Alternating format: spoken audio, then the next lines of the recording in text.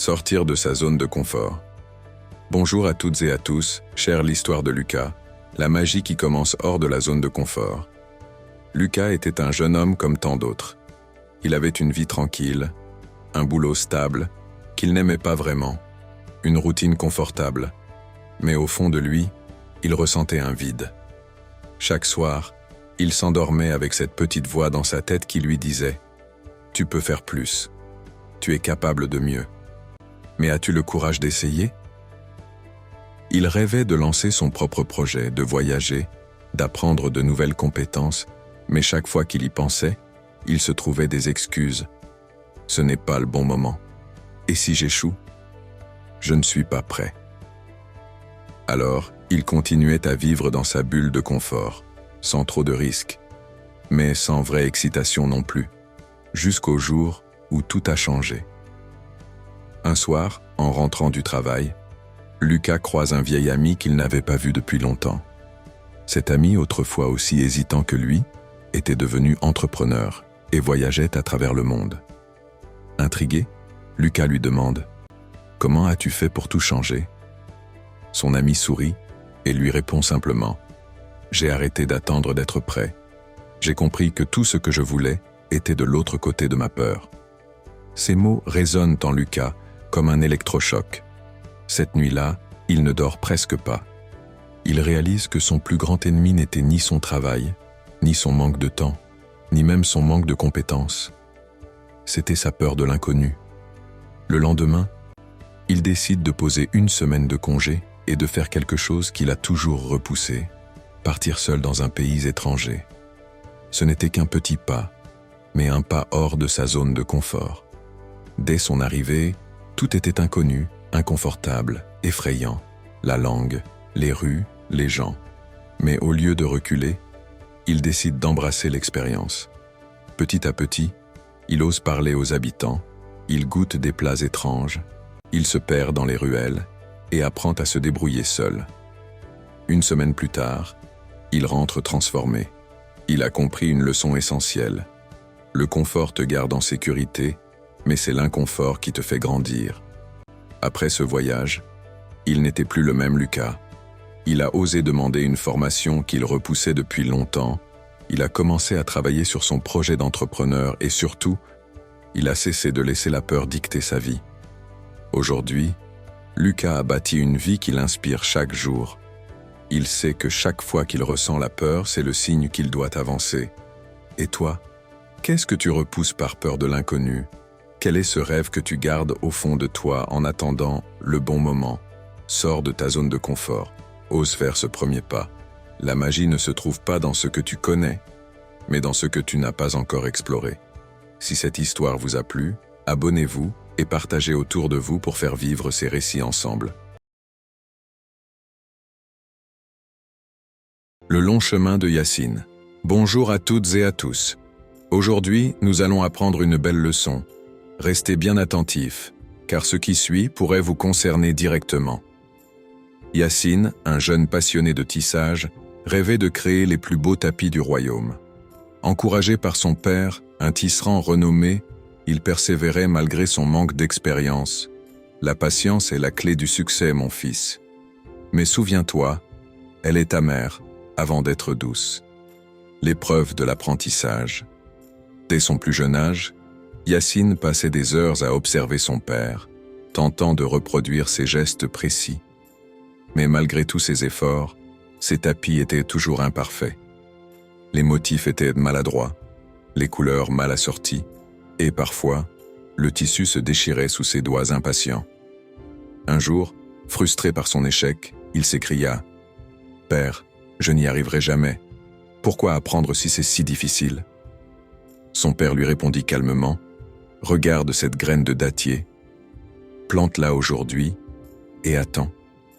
Chaque jour, arrose-la sans relâche, protège-la du vent et du soleil brûlant. Mais sache une chose, un dattier met des années à donner ses premiers fruits. Serais-tu assez patient pour attendre ce jour ?» Yacine baissa la tête, réfléchissant aux paroles de son père. Les années de dévouement. Décidé à persévérer, il se leva chaque matin avant l'aube pour tisser. Ses mains devinrent plus sûres, ses motifs plus harmonieux. Il accepta ses erreurs comme des leçons et comprit que l'excellence demandait du temps. Avant de poursuivre, si vous ne faites pas encore partie de cette communauté, abonnez-vous dès maintenant, laissez un like et un commentaire. Cela aide l'algorithme à reconnaître notre travail et à le faire découvrir à encore plus de monde. Les années passèrent et Yassine devint un maître tisserand. Un jour, un riche marchand vint au village à la recherche du plus beau tapis pour le palais du sultan. Il examina les œuvres de nombreux artisans, mais c'est devant le tapis de Yassine qu'il s'arrêta. Les motifs racontaient une histoire, les couleurs dansaient avec une parfaite harmonie. Émerveillé, le marchand déclara « Ce tapis est une œuvre d'art. Qui l'a tissé ?» Fier et ému, Yassine répondit « Moi, avec des années de patience. » Le marchand acheta son tapis à un prix exceptionnel et promit de lui passer d'autres commandes. Ce jour-là, Yassine comprit alors que son père avait raison. La patience est amère, mais son fruit est doux. Et ainsi son nom fut connu dans tout le royaume comme celui du plus grand tisserand, rappelant à tous que le succès vient à ceux qui savent attendre et persévérer. La morale de l'histoire.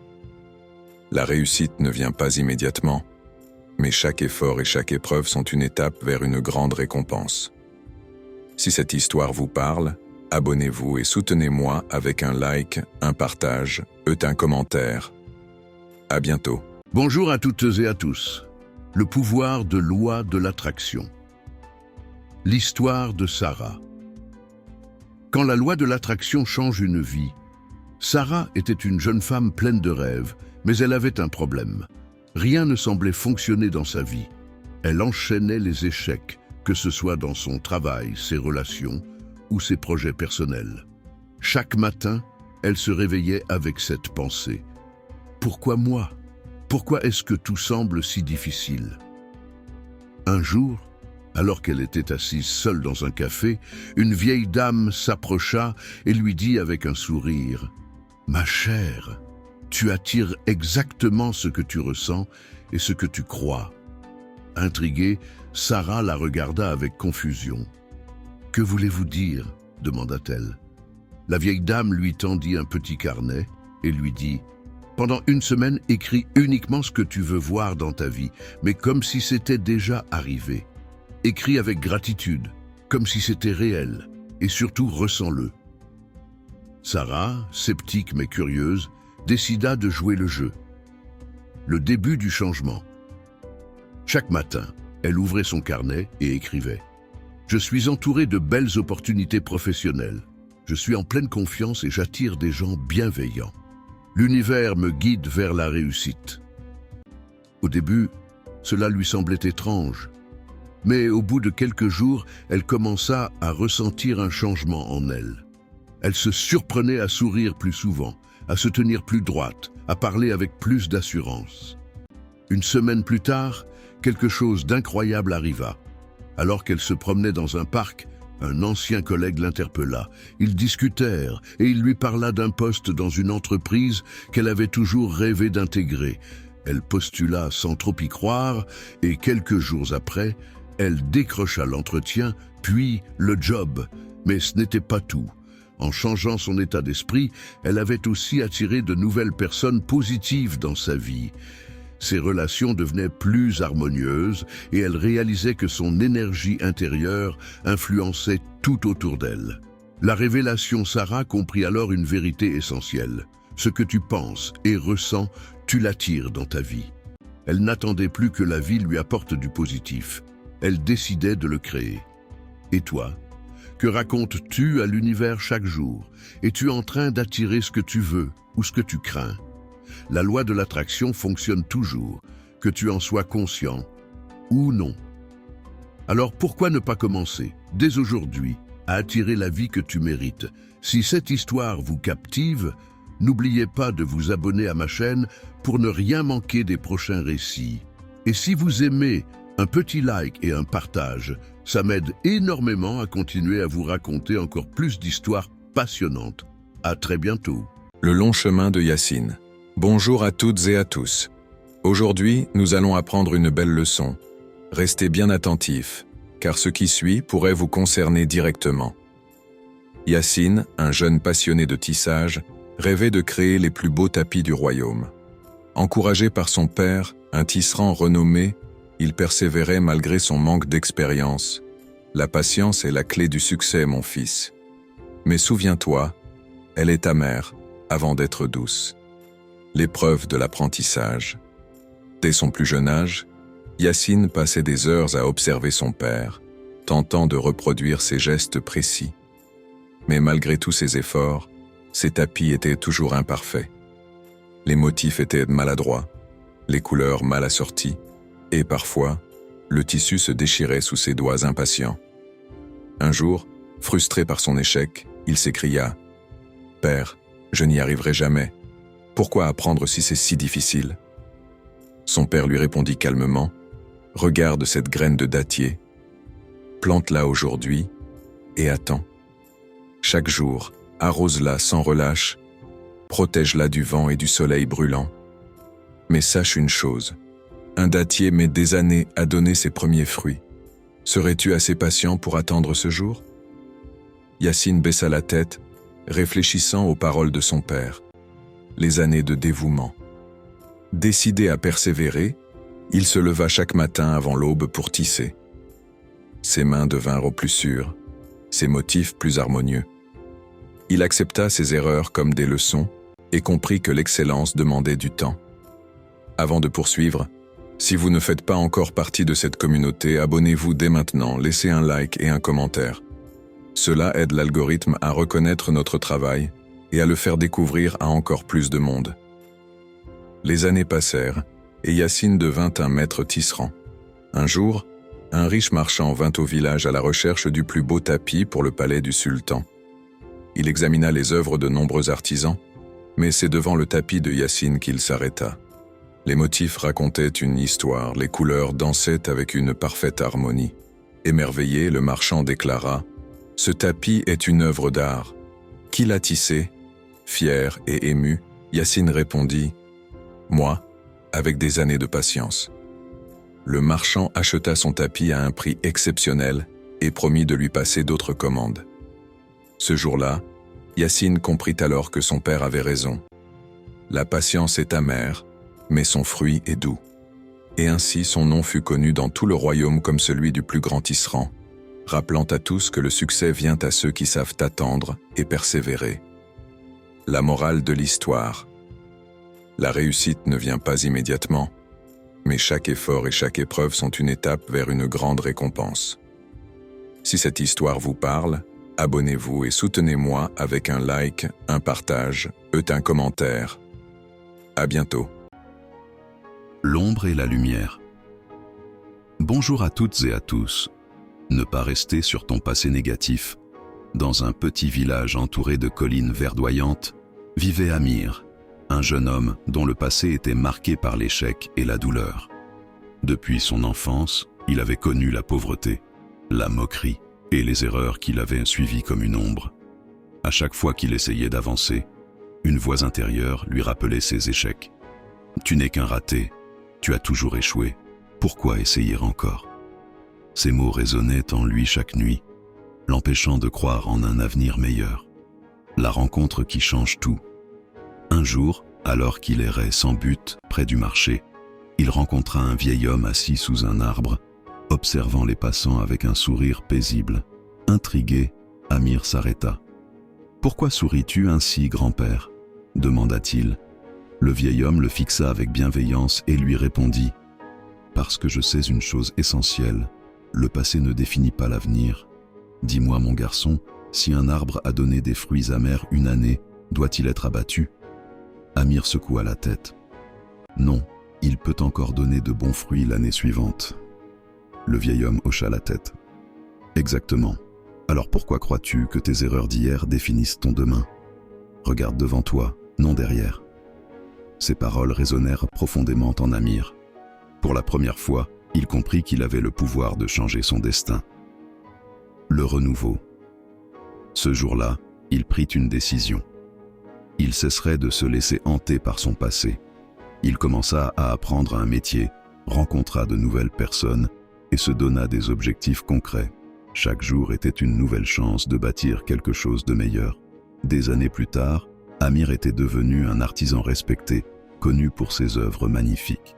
Les mêmes personnes qui l'avaient méprisé autrefois venaient maintenant admirer son travail. Un soir, un jeune garçon vint le voir, le regard triste. « J'ai fait trop d'erreurs, je n'arriverai jamais à rien », dit-il d'une voix tremblante. Amir posa une main sur son épaule et lui sourit. « Ce que tu étais hier ne détermine pas ce que tu seras demain. Laisse ton passé derrière toi et avance vers ta lumière. » Et ainsi, l'histoire se répétait, prouvant encore une fois que l'avenir appartient à ceux qui choisissent de ne pas être prisonniers de leur passé. Si cette histoire vous a plu, abonnez-vous pour ne rien manquer et partagez autour de vous pour faire vivre ces récits ensemble.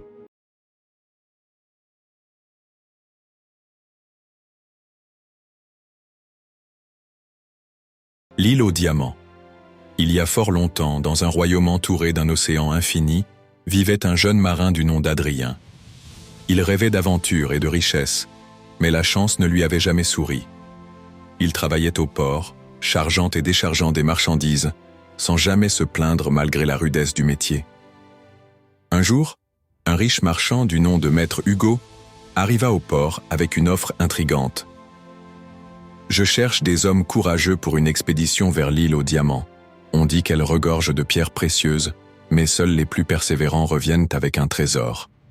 Avant de poursuivre, si vous ne faites pas encore partie de cette communauté, abonnez-vous dès maintenant, laissez un like et un commentaire.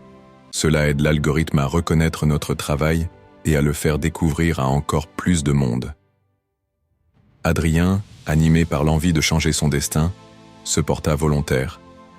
Avec une poignée d'hommes, il embarqua sur un grand navire et mit les voiles vers l'inconnu.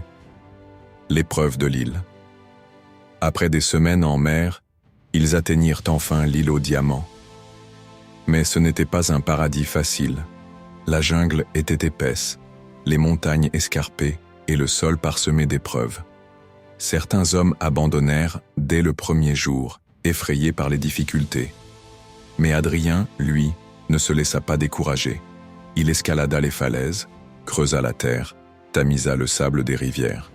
Ses mains étaient couvertes d'ampoules, son dos endolori, mais il ne s'arrêta pas. Jour après jour, il amassa des diamants, petits et grands, tandis que d'autres préféraient se reposer sous les cocotiers, espérant que la chance leur sourirait. Le retour est la leçon. Un mois plus tard, le navire repartit. Adrien avait rempli une sacoche entière de diamants, mais les paresseux, qui n'avaient presque rien fait, revinrent les mains vides et accusèrent Maître Hugo de ne pas leur donner leur part. « Où sont vos diamants ?» demanda Hugo. « Nous n'en avons pas trouvé, mais nous avons fait le voyage, alors nous méritons d'être payés comme Adrien, » dirent-ils. Maître Hugo sourit et se tourna vers Adrien. « Celui qui travaille mérite son salaire. Tu as su affronter les épreuves avec courage, alors ces diamants sont à toi. Quant à ceux qui n'ont rien fait, ils ne récolteront que ce qu'ils ont semé. » Adrien, fier et heureux, retourna chez lui, riche non seulement de trésors, mais aussi d'une leçon précieuse. La richesse vient de l'effort et de la persévérance. Morale. Les grandes récompenses ne sont jamais données au hasard. Seul celui qui travaille dur mérite de récolter les fruits de son labeur. Si cette histoire vous captive, n'oubliez pas de vous abonner à ma chaîne pour ne rien manquer des prochains récits. Et si vous aimez, un petit like et un partage, ça m'aide énormément à continuer à vous raconter encore plus d'histoires passionnantes et motivantes. À très bientôt. Comment économiser, même quand on gagne peu? 3 histoires inspirantes. Beaucoup croient que l'épargne est impossible avec un petit salaire, mais tout repose sur la discipline et la gestion intelligente de l'argent. Voici 3 histoires inspirantes. 1. L'histoire de Sarah. La magie des petites habitudes. Problème. Sarah, une étudiante en droit, gagnait à peine 800 € par mois avec son job étudiant. Impossible pour elle d'économiser. Ou du moins, c'est ce qu'elle croyait. Sa méthode, elle a commencé à mettre 1 € de côté chaque jour dans une boîte. Puis, Elle a appliqué la règle des 50-30-20, 50% pour ses besoins essentiels, loyer, nourriture, 30% pour ses loisirs, 20% pour l'épargne, même si ce n'était que 20 € certains mois. Résultat, en 2 ans, elle a économisé 2500 €, juste en changeant sa façon de voir l'argent. Leçon, même 1 € par jour, ça compte. Commence petit mais commence maintenant. 2. L'histoire de Malik, l'art de dépenser moins. Sans se priver problème, Malik gagnait 1200 € par mois en travaillant comme livreur. À la fin du mois, il ne lui restait presque rien. Où partait tout son argent? Sa méthode. Il a analysé ses dépenses et constaté qu'il dépensait 200 € par mois en café et repas à l'extérieur. Il a remplacé ses habitudes par des repas faits maison et une gourde d'eau. En appliquant la règle des 72 € avant chaque achat, il a évité les dépenses impulsives. Résultat, plus de 3000 € économisés en 1 an. Leçon, ce n'est pas combien tu gagnes qui compte, mais comment tu dépenses. Fais un audit de tes dépenses et élimine celles qui ne t'apportent rien. 3. L'histoire de Clara. Investir petit pour gagner. Gros problème. Clara travaillait en tant qu'aide-soignante avec un salaire modeste. Elle voulait économiser, mais elle savait que laisser son argent dormir ne suffisait pas. Sa méthode. Chaque mois, elle mettait 50 € de côté, peu importe la situation. Elle a appris à investir en bourse avec des ETF, des investissements simples et accessibles même avec peu d'argent. Elle a aussi revendu des vêtements et des objets inutiles pour ajouter à son épargne. Résultat, après 4 ans, son portefeuille d'investissement valait plus de 7000 € sans qu'elle ait eu besoin d'un gros capital de départ. Leçon, si tu veux que ton argent travaille pour toi, mets-le dans des actifs qui prennent de la valeur, investissement, formation, compétences. Conclusion. Tu peux économiser, peu importe ton salaire. Ces 3 histoires prouvent une chose. Ce n'est pas combien tu gagnes qui compte, mais comment tu gères ton argent. Commence par économiser un petit montant régulièrement. Analyse tes dépenses et élimine les fuites d'argent inutiles. Fais travailler ton argent en l'investissant intelligemment. Dis-moi en commentaire, quelle est ta plus grande difficulté pour économiser? Et surtout, abonne-toi pour plus d'astuces sur l'argent et la liberté financière. Bonjour à toutes et à tous, chers internautes. Aujourd'hui, nous allons aborder un sujet d'une grande importance. Restez bien attentifs, car ce qui suit pourrait vous concerner directement. Comment se faire respecter? Se faire respecter, ce n'est pas imposer la peur ou dominer les autres, c'est inspirer la considération et l'estime par son attitude et son comportement. Voici quelques règles essentielles pour gagner et maintenir le respect des autres. 1. Respecte-toi d'abord. Les autres te traiteront comme tu te traites toi-même. Si tu veux être respecté, fixe tes limites. Prends soin de toi et valorise tes propres choix. Ne te laisse pas marcher dessus sous prétexte d'être gentil. Dis non quand c'est nécessaire, sans culpabiliser. Prends soin de ton apparence et de ta posture. La confiance se voit. 2. Sois clair sur tes valeurs et tes limites. Si tu ne définis pas tes propres règles, les autres le feront pour toi. Ose dire ce que tu acceptes et ce que tu refuses, avec calme et fermeté. Apprends à dire non sans te justifier excessivement. Exprime tes opinions avec assurance, même si elles ne plaisent pas à tout le monde. Ne laisse pas les gens te manquer de respect, sans réagir. On vous traite comme vous permettez aux gens de vous traiter. 3. Agis avec confiance et assurance. Le respect vient aussi de ton attitude. Si tu es hésitant, effacé ou trop dans la justification, les autres risquent de ne pas te prendre au sérieux. Parle fort et distinctement, regarde les gens dans les yeux. Tiens-toi droit, adopte un langage corporel ouvert. Prends des décisions et assume-les. La confiance en soi est le premier secret du succès. 4. Sois juste et respecte les autres. Le respect attire le respect. Si tu es arrogant, manipulateur ou méprisant, tu ne seras pas respecté, mais simplement craint ou détesté. Écoute les autres et valorise leurs opinions. Traite tout le monde avec dignité, peu importe leur statut. Sois fidèle à ta parole. Fais ce que tu dis. Donne aux autres le respect que tu aimerais recevoir. 5. Coupe court aux comportements toxiques. Si quelqu'un te manque de respect et que tu ne réagis pas, il continuera. Fixe des limites claires et ne tolère pas l'irrespect. Avant de continuer, laissez un like. Si quelqu'un t'interrompt ou te rabaisse, remets-le à sa place avec calme. Prends tes distances avec les gens qui te rabaissent ou profitent mal de toi. Si une relation est toxique, aie le courage de partir. Tu n'es pas un paillasson. Si quelqu'un te marche dessus, relève-toi. Pour conclure, deviens une personne respectée. C'est un mélange de confiance en soi, d'affirmation et de respect mutuel. Travaille sur toi, fixe tes limites et ne laisse personne décider de ta valeur.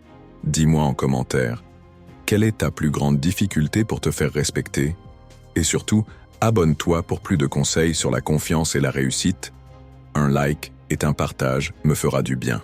Comment se comporter face à des personnes toxiques? Dans la vie, nous rencontrons tous des personnes toxiques, celles qui critiquent sans cesse, manipulent, se plaignent constamment ou drainent notre énergie. Il est essentiel d'apprendre à gérer ces interactions pour préserver notre bien-être mental et émotionnel. Voici une approche détaillée pour faire face à ces individus. 1. Identifier les personnes toxiques. Avant de savoir comment réagir, il faut d'abord identifier ces personnes. Les comportements toxiques peuvent prendre plusieurs formes. Les manipulateurs. Ils utilisent donc la culpabilité, la flatterie ou la ruse pour obtenir ce qu'ils veulent. Les critiques constantes. Ils ne sont jamais satisfaits et passent leur temps à rabaisser les autres. Les personnes négatives. Elles voient toujours le pire en tout et sapent votre optimisme. Les envieux. Incapables de se réjouir du bonheur des autres, ils minimisent vos réussites ou les attribuent à la chance. Les victimes éternelles, elles refusent de prendre leurs responsabilités et se plaignent sans arrêt. Les colériques, elles explosent facilement et vous font marcher sur des œufs. Si vous ressentez un malaise, de la frustration ou une perte d'énergie après avoir interagi avec une personne, il est fort probable qu'elle ait un comportement toxique. 2. Établir des limites claires. Les personnes toxiques ont tendance à envahir votre espace mental et émotionnel. Il est donc crucial de poser des limites fermes. Soyez clair sur ce que vous acceptez ou non. Si quelqu'un vous parle mal, exprimez calmement que ce comportement est inacceptable. Ne vous justifiez pas trop. Une personne toxique cherchera à vous faire douter de vos décisions. Apprenez à dire non sans culpabiliser. Fixez des limites de temps. Si une personne vous épuise émotionnellement, réduisez la durée de vos interactions avec elle. Exemple, si un collègue vous critique sans cesse, répondez avec assurance « Je suis ouvert aux critiques constructives, mais si c'est seulement pour rabaisser, je préfère ne pas en discuter. » 3. Garder son calme et ne pas réagir émotionnellement. Les personnes toxiques cherchent souvent à provoquer une réaction émotionnelle pour vous manipuler ou vous déstabiliser. Astuce. Restez neutre et calme. Ne laissez pas leurs paroles vous atteindre personnellement. Répondez avec des phrases courtes et posées comme « Je comprends ton point de vue » ou « Je ne partage pas ton avis, mais c'est ton droit ». Si la situation devient trop tendue, prenez du recul et quittez la conversation. Exemple. Si quelqu'un essaie de vous rabaisser devant d'autres personnes, répondez avec indifférence. Chacun a son opinion et je respecte cela. Avant de continuer, abonnez-vous pour ne rien manquer. 4. Ne pas chercher à les changer. Une erreur fréquente est de vouloir changer une personne toxique ou de lui faire comprendre qu'elle agit mal. Cela ne fonctionne pas. Vous n'êtes pas responsable de leur comportement. Vous pouvez les aider si elles le souhaitent, mais vous ne pouvez pas les forcer à changer. Concentrez-vous sur votre bien-être. Acceptez que certaines personnes ne changeront jamais et apprenez à vivre avec ou à vous en éloigner. 5. Prendre de la distance, physique et émotionnelle. Si une personne toxique affecte trop votre bien-être, il est parfois nécessaire de prendre ses distances. Réduisez progressivement le contact avec cette personne. Ne partagez plus d'informations personnelles avec elle pour éviter qu'elle les utilise contre vous. Si nécessaire, coupez totalement les ponts, surtout si cette relation vous fait souffrir. Rappelez-vous, Votre paix mentale est plus précieuse que toute relation toxique. 6. S'entourer de personnes positives. Pour contrer l'effet des personnes toxiques, entourez-vous de gens qui vous soutiennent et vous apportent de l'énergie positive. Passez du temps avec des amis bienveillants et inspirants. Engagez-vous dans des activités qui vous épanouissent. Cultivez la gratitude et l'optimisme. Lorsque vous êtes entouré de positivité, les comportements toxiques auront moins d'impact sur vous. 7. Travaillez sur soi et renforcez son estime personnelle. Les personnes toxiques ciblent souvent ceux qui doutent d'eux-mêmes. Plus vous avez confiance en vous, moins vous serez vulnérable à leur influence. Astuce pour renforcer son estime de soi. Apprenez à vous affirmer et à exprimer vos besoins. Pratiquez l'autocompassion et ne soyez pas trop dur avec vous-même. Fixez-vous des objectifs et célébrez vos réussites, même les petites. 8. Cherchez de l'aide si nécessaire. Si une relation toxique vous affecte profondément, au travail, en amitié, en famille ou en amour, n'hésitez pas à demander de l'aide. Parlez à un ami de confiance pour avoir un regard extérieur. Consultez un coach ou un thérapeute pour apprendre à mieux gérer ces situations. Si c'est une relation abusive, éloignez-vous rapidement et entourez-vous de soutien. Conclusion. Protégez votre énergie et choisissez votre entourage avec sagesse. Faire face aux personnes toxiques est un défi auquel nous sommes tous confrontés à un moment ou un autre.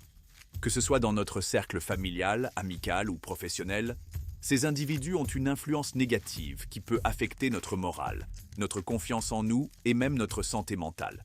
Enfin, rappelez-vous que vous méritez d'être entouré de personnes qui vous soutiennent et vous élèvent, et non de celles qui vous tirent vers le bas. La vie est trop précieuse pour être gaspillée en énergie négative. Apprenez à dire non, à vous protéger et à vous concentrer sur ce qui vous rend heureux. Votre paix intérieure est plus importante que de plaire à tout le monde.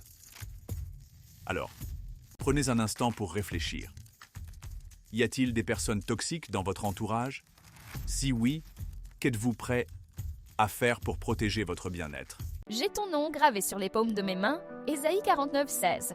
Une mère ayant 2 enfants, Anna et Lola. Après la méditation matinale, Lola aide sa maman à préparer le petit déjeuner et ensuite se prépare pour partir à l'école. Cependant, Anna fait son lit, se lave, prend son petit déjeuner et part avec sa sœur à l'école. Tous les jours, elle faisait comme ça. Lola aime beaucoup prier et Anna aime chanter et faire la musique. Un jour, leur mère voulait faire une surprise à ses filles. Elle les envoya chez leur mamie où elles passèrent le week-end avec leur mamie. Pendant ce temps, la maman prépare la surprise à la maison. Quand elles retournent à la maison, elles ont vu 2 tableaux, un Lola qui est en posture de prière, cependant l'autre c'est Anna qui joue la musique. Elles étaient étonnées et dirent « Mais maman, comment tu savais que j'allais aimer ça ?» La maman leur dit « Je vous connais car vous êtes mes enfants !» Petit instant avant de continuer, si cette histoire vous captive, n'oubliez pas de vous abonner à ma chaîne pour ne rien manquer des prochains récits. Et si vous aimez, un petit like et un partage, ça m'aide énormément à continuer à vous raconter encore plus d'histoires passionnantes. Allez, on reprend tout de suite. En lien avec ce verset, tout comme la mère connaissait si bien ses filles et qu'elle a su ce qui leur ferait plaisir, Dieu nous connaît profondément, car nos noms sont gravés sur ses mains. Cela symbolise non seulement un amour éternel, mais aussi une attention personnelle et constante. Dans la vie quotidienne des filles, tout comme dans la relation entre Dieu et ses enfants, cette histoire montre qu'il existe une intimité et une connaissance qui dépassent les simples apparences. Si cette histoire vous a plu, abonnez-vous pour ne rien manquer et partagez autour de vous pour faire vivre ces récits ensemble. Mesdames et messieurs, avant de commencer, laissez-moi vous emmener dans un village paisible, entre plaines et montagnes, où vit Malik. Jeune homme simple, issu d'une famille modeste, ses rêves sont vastes. À travers travail, persévérance et détermination, il va transformer son destin. Son histoire nous montre que parfois les épreuves les plus dures mènent au plus grand succès. Installez-vous confortablement et découvrez son parcours. Dans un village reculé, vivait Malik, un jeune homme persévérant et courageux. Issu d'une famille modeste, il avait appris que rien ne s'obtenait sans effort. Ses parents, cultivateurs, lui répétèrent souvent « Travaille dur et la vie te récompensera ». Chaque matin, avant l'aube, Malik aidait son père au champ, puis se rendait chez Maître Idriss, un forgeron du village, qui lui enseignait son métier en échange de menus travaux. Malgré la fatigue, il ne se plaignait jamais. Il croyait fermement que ses efforts finiraient par payer. Un parcours difficile. Beaucoup dans le village ne comprenaient pas son acharnement. Ses amis lui disaient « Tu travailles trop, Malik. Profite un peu de la vie. » Il répondait toujours avec sagesse. Chaque graine semée aujourd'hui portera un fruit demain. Les années passèrent et Malik devint un forgeron talentueux. Cependant, sans argent ni atelier, il peinait à se lancer. Il voyait d'autres réussir grâce à leur héritage, tandis que lui luttait pour avancer. Mais il ne se découragea pas et économisa patiemment chaque pièce qu'il gagnait. Un jour, en ville pour vendre ses outils, Malik croisa un riche marchand dont la charrette était brisée. Les passants l'ignoraient, mais Malik s'approcha sans hésiter. « Permettez-moi de vous aider. » Avec habileté, il répara la roue rapidement. Le marchand, impressionné, demanda « Qui es-tu » ?« Malik, simple forgeron d'un village voisin. » Le marchand sourit et lui tendit une bourse bien remplie. « Voilà pour ton aide. Mais accepterais-tu de travailler pour moi ? Je cherche un homme honnête et talentueux pour gérer mon atelier en ville. » Ce jour-là, la vie de Malik changea. Grâce à son travail acharné, il obtint la reconnaissance qu'il méritait. Peu à peu, il devint l'un des plus grands forgerons de la région. L'accomplissement. Des années plus tard, Malik était prospère. Il possédait plusieurs ateliers, formait des apprentis et était respecté de tous. Ceux qui se moquaient autrefois de lui venaient désormais chercher son aide. Un jour, un jeune homme du village, découragé, vint le voir. « Maître Malik, j'ai l'impression que mes efforts ne servent à rien.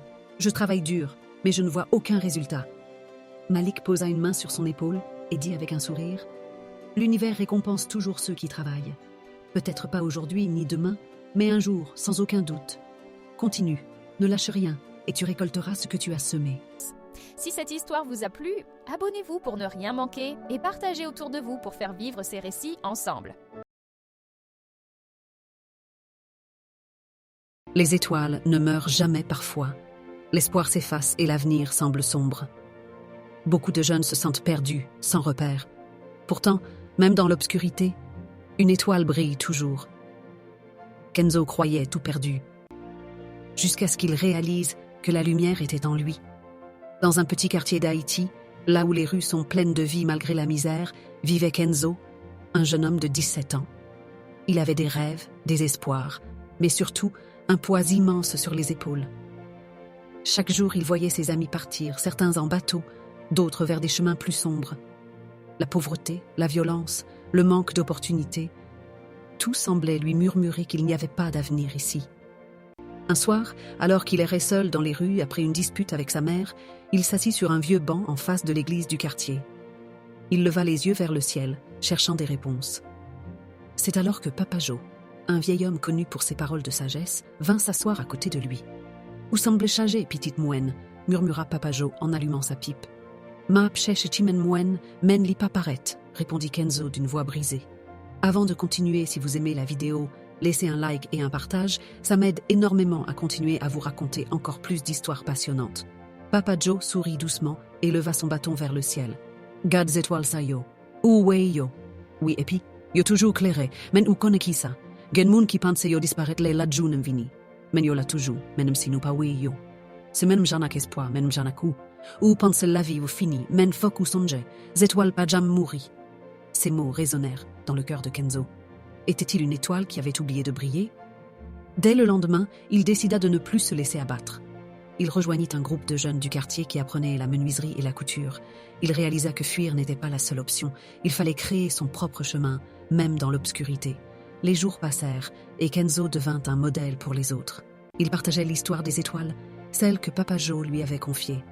Peu à peu, ses amis commencèrent à croire en eux-mêmes. Certains ouvrirent de petits ateliers, d'autres se lancèrent dans la musique, l'art, l'entrepreneuriat.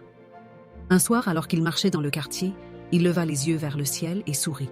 « Mais si, Papa Joe, me comprenne kounye a. Les étoiles ne meurent jamais. » Et dans l'obscurité de la nuit, une étoile brilla un peu plus fort. Pour conclure, Kenzo avait compris que l'avenir ne dépendait pas seulement des circonstances, mais de sa volonté de briller malgré l'obscurité. Il n'était plus perdu. Il était une étoile qui guidait les autres. Car, quelles que soient les épreuves, les étoiles ne meurent jamais. Si cette histoire vous a plu, abonnez-vous pour ne rien manquer et partagez autour de vous pour faire vivre ces récits ensemble. Restez branchés pour une prochaine vidéo. Dans un village paisible, Marguerite, une vieille femme bienveillante, offrit un simple acte de générosité à Claire, une jeune femme en difficulté. Ce geste allait lui montrer qu'un bienfait, aussi petit soit-il, ne perd jamais. Voici l'histoire de cette précieuse leçon. Il était une fois, dans un village tranquille, une vieille femme nommée Marguerite, connue pour sa gentillesse et son aide inconditionnelle envers les autres. Chaque jour, elle offrait un sourire à ses voisins, prêtait une main secourable à ceux dans le besoin et partageait ses maigres économies avec les plus démunis. Ses gestes étaient simples, mais toujours empreints de bienveillance. Avant de commencer, abonnez-vous pour ne rien manquer et rejoindre notre communauté. Un jour, une jeune femme du village, Claire, traversa une période difficile. Elle venait de perdre son emploi et se retrouvait sans ressources. Désemparée, elle se rendit chez Marguerite, espérant trouver du réconfort. La vieille dame l'accueillit avec chaleur, lui offrant un thé et l'écoutant attentivement. Après avoir entendu ses soucis, Marguerite lui donna un petit sac de graines et lui dit « Ces graines peuvent sembler petites et insignifiantes, mais si tu les plantes avec espoir, elles te rapporteront bien plus que tu ne le penses. » Claire était sceptique, mais touchée par la gentillesse de Marguerite. Elle décida de suivre son conseil et planta les graines dans son jardin. Jour après jour, elle s'occupa de son jardin avec patience et soin. Les semaines passèrent, et peu à peu, des fleurs magnifiques commencèrent à y pousser. Un jour, un visiteur du village remarqua les fleurs et s'arrêta pour admirer le jardin. Il était en quête de nouvelles plantes pour son entreprise de jardinage, et il proposa à Claire un contrat pour l'approvisionnement en fleurs. Grâce à la sagesse de Marguerite et à son petit geste, Claire trouva une nouvelle opportunité de travail et se remit sur pied. Elle n'oubliera jamais l'impact de ce simple acte de générosité qui a semé les graines de sa réussite. La morale de l'histoire: le bienfait ne perd jamais.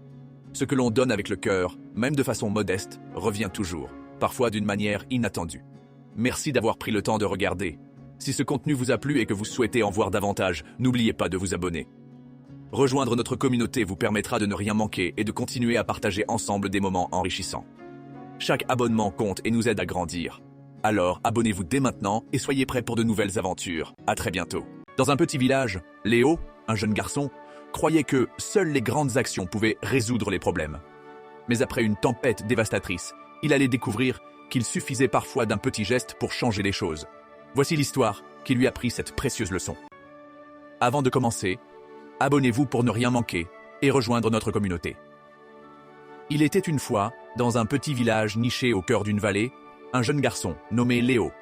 Il vivait avec sa grand-mère, une femme sage et bienveillante, qui lui racontait souvent des histoires de leur famille et des anciens du village. Un jour, une grande tempête se leva. Le vent soufflait fort, la pluie tombait à torrents, et les habitants du village se réfugièrent chez eux, espérant que la tempête passe rapidement. Mais à la fin de la journée, un arbre avait été déraciné et bloquait l'unique chemin menant à la vallée voisine, empêchant ainsi les villageois de se rendre au marché pour échanger leurs produits. Le lendemain, Léo partit en quête d'aide pour dégager la route. Alors qu'il marchait, il croisa un vieux fermier qui, malgré sa posture courbée et ses cheveux gris, souriait toujours. Le fermier lui dit « Tu cherches à résoudre un problème, jeune Léo. Mais parfois, la solution ne réside pas dans la force brute. Il faut savoir demander, même à ce qui semble le plus petit. » Intrigué, Léo suivit le fermier jusqu'à une petite clairière où un oiseau, minuscule et fragile, chantait dans un arbre. Le fermier s'approcha de l'arbre et murmura quelque chose à l'oreille de l'oiseau. Quelques instants plus tard, l'oiseau s'envola et, avec une précision étonnante, se posa sur la branche de l'arbre tombé, apportant avec lui un petit brin de paille. Il le déposa sur le tronc, et d'un coup, un éclair de lumière jaillit, comme si la nature elle-même avait trouvé une solution. Étonné, Léo observa l'oiseau et demanda « Mais comment un si petit oiseau peut-il résoudre un problème aussi grand ?» Le fermier lui sourit et répondit « On a besoin de ce qu'il y a de plus petit, parfois, pour dénouer ce qui semble insurmontable. Même un simple geste, une petite aide, peut déclencher un grand changement. » Léo comprit alors que la solution à ses problèmes ne résidait pas toujours dans des actions spectaculaires, mais dans les petites choses, souvent invisibles, qui, mises ensemble, pouvaient accomplir l'impossible. Depuis ce jour, chaque fois que Léo rencontrait un obstacle, il se rappelait que même la plus petite aide pouvait avoir un impact énorme. Et il n'hésitait jamais à demander ou à offrir ce qui semblait insignifiant, car il savait que on a besoin de ce qu'il y a de plus petit que soi. Merci d'avoir pris le temps de regarder. Si ce contenu vous a plu et que vous souhaitez en voir davantage, abonnez-vous, laissez un j'aime et partagez avec vos proches. Chaque abonnement compte et nous aide à grandir. Alors, à très bientôt. La sagesse dans l'ombre. Dans une famille noble, deux sœurs, Amélie et Claire, se distinguent par des destinées opposées. Tandis qu'Amélie, l'aînée, brille aux yeux de tous, Claire, la cadette, reste dans l'ombre, souvent négligée. Mais lorsque la famille se trouve au bord du chaos, c'est Claire, grâce à sa sagesse et sa persévérance, qui va redonner honneur et stabilité à la famille. Il était une fois, dans une famille noble, deux filles, Amélie et Claire. Amélie, l'aînée, était la fierté de la famille. Elle avait tout pour plaire, beauté, intelligence, grâce et gentillesse. Elle était souvent au centre de l'attention, adorée de tous, et semblait être celle qui allait porter l'honneur de la famille à son apogée. Claire, la cadette, était d'une nature plus discrète. Moins éblouissante que sa sœur, elle était souvent vue comme étant moins intéressante, voire négligée par ses parents et la société. Malgré son intelligence et sa bonté, elle n'avait pas le même éclat que sa sœur aînée. Les autres membres de la famille la considérèrent souvent comme une ombre d'Amélie. Sous les feux des projecteurs, Amélie se laissa emporter par son arrogance et son désir de plaire. Ses décisions hâtives et son ego l'amènent à faire de mauvais choix, s'entourer de mauvaises personnes et peu à peu ternir l'honneur de la famille. Malgré son manque de reconnaissance, Claire persévérait dans l'ombre, étudiant et aidant sa famille avec humilité. Lors d'une crise menaçant l'équilibre de la famille, elle utilisa sa sagesse pour résoudre le conflit, négocier la paix et restaurer l'honneur de la famille, apportant la stabilité perdue à cause des erreurs d'Amélie. À la fin, c'est Claire qui, par son courage et sa persévérance, sauva l'honneur de la famille. Amélie, qui avait vu son éclat s'éteindre, dut reconnaître la grandeur de sa sœur.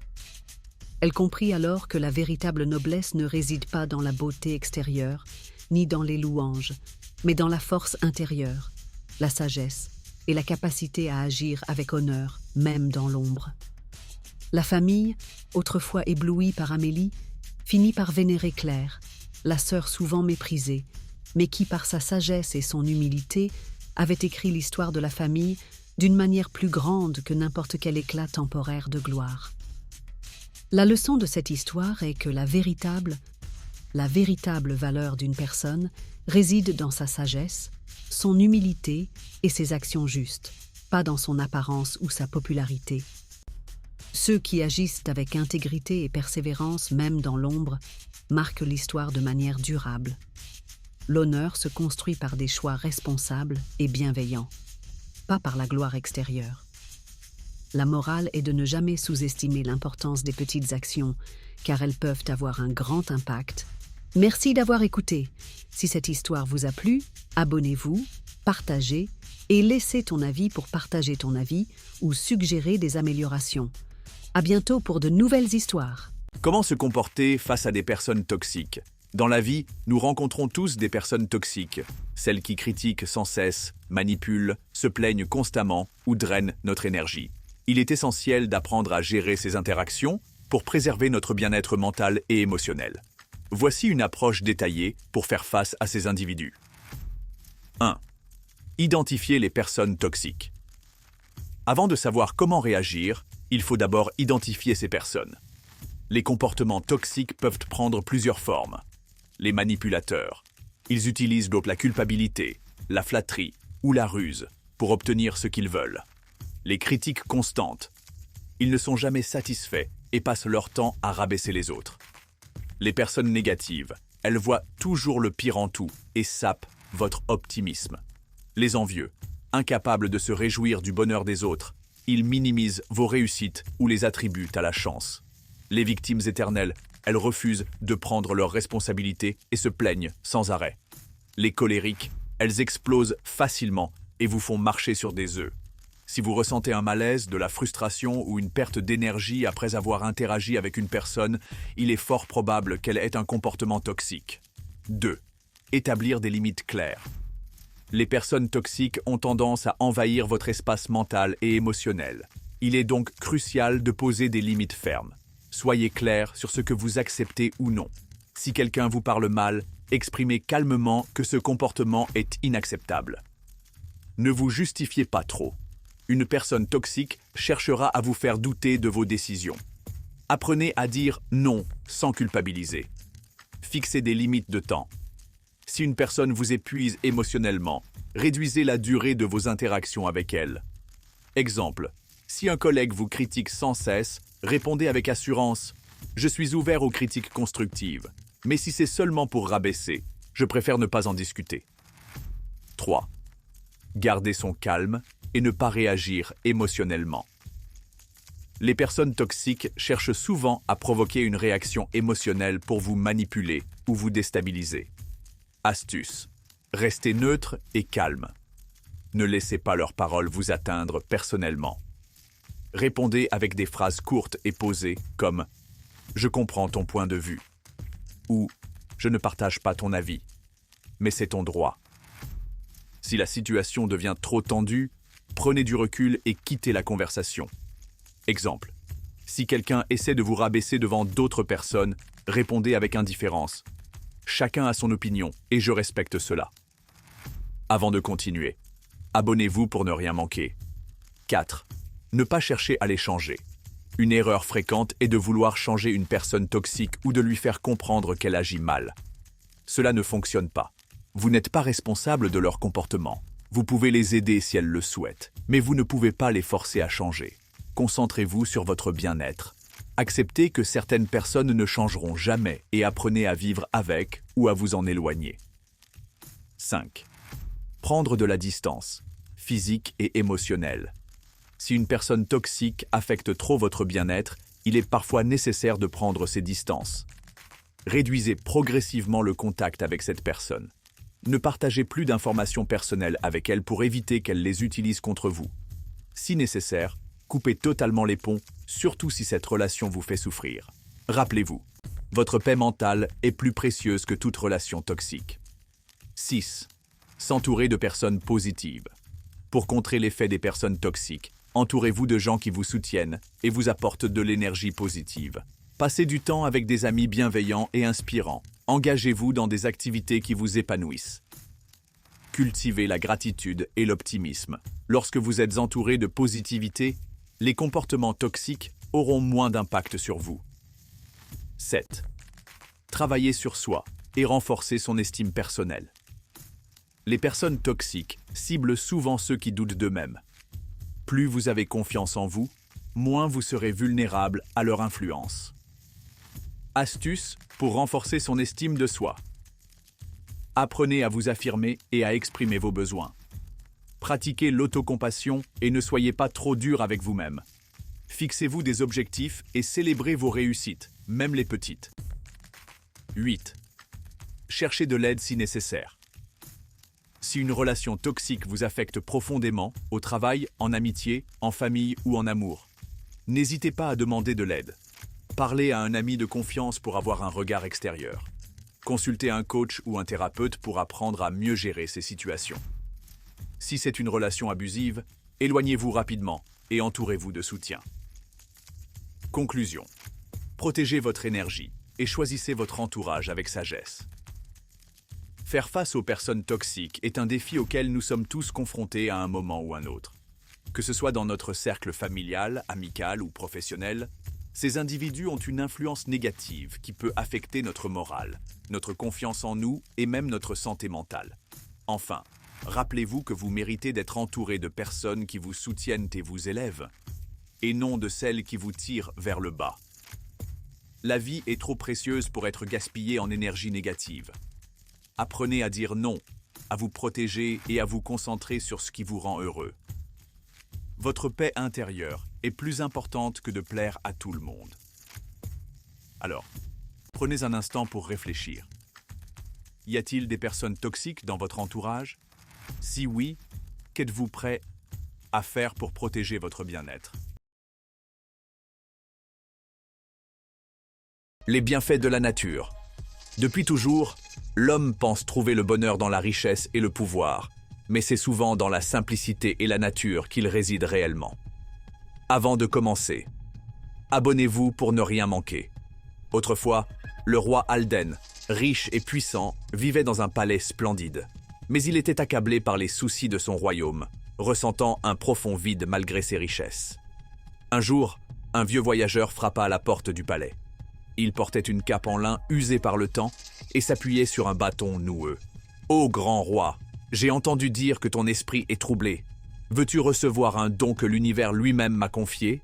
Intrigué, Alden hocha la tête. Le vieil homme sortit alors un petit sac de toile et en versa son contenu dans la main du roi. De simples graines.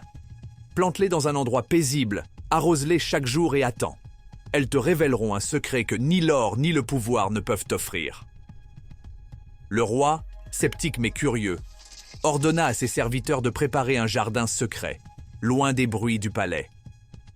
Il prit lui-même une pelle, creusa la terre, sema les graines et les arrosa de ses propres mains. Les jours passèrent, puis les semaines. Petit à petit, un jardin luxuriant naquit de cette terre jadis aride. Des arbres immenses s'élevèrent vers le ciel. Des fleurs aux couleurs éclatantes embaumèrent l'air, et une source d'eau pure jaillit du sol, formant un ruisseau chantant. Les oiseaux vinrent s'y poser, et les animaux y trouvèrent refuge. Un matin, Alden, assis au bord de la source, sentit une chose étrange. Son cœur, autrefois si lourd, était devenu léger. Le murmure de l'eau, la danse des feuilles au vent, le chant des oiseaux, tout semblait lui parler un langage ancien et sacré. Un profond sentiment de paix l'envahit. C'est alors qu'il comprit le message du voyageur. Le plus grand don de l'univers n'est ni la gloire ni la richesse, mais le repos et la connexion avec la nature.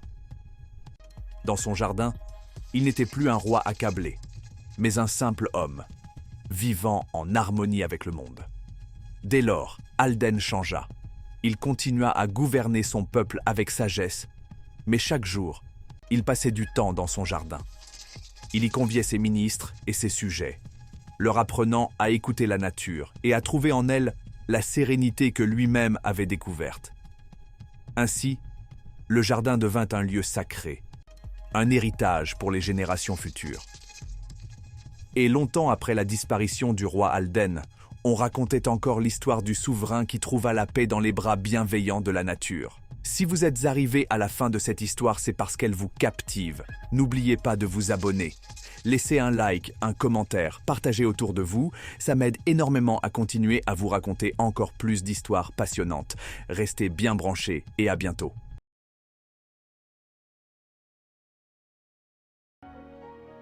L'ombre et la lumière. Bonjour à toutes et à tous. Ne pas rester sur ton passé négatif.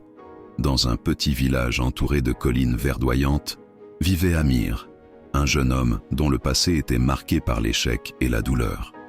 Depuis son enfance, il avait connu la pauvreté, la moquerie et les erreurs qu'il avait suivies comme une ombre.